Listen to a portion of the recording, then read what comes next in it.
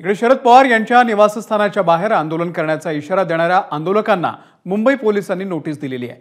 मराठा आंदोलक मनोज जरांगे पाटील यांच्या आंदोलनाला पाठिंबा देण्यासाठी हे आंदोलन पुकारण्यात आलेलं होतं।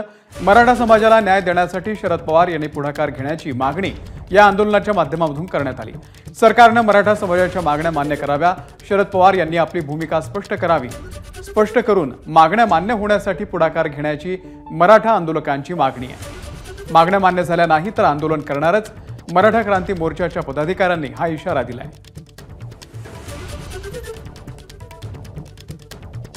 येत्या 4 ते 5 दिवसात आदरणीय शरदचंद्रजी पवार साहेब हे मराठा समाजाचे सर्वोच्च नेते आहेत, ज्येष्ठ नेते आहेत। त्यांनी मराठा आरक्षणाच्या बाबत त्यांची भूमिका स्पष्ट करावी।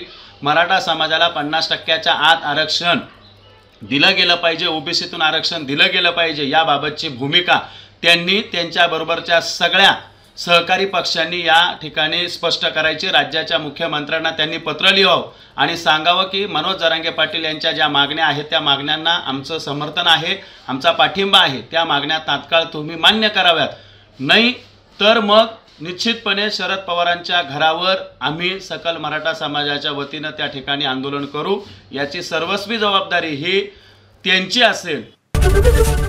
एबीपी माझा, उघडा डोळे बघा नीट।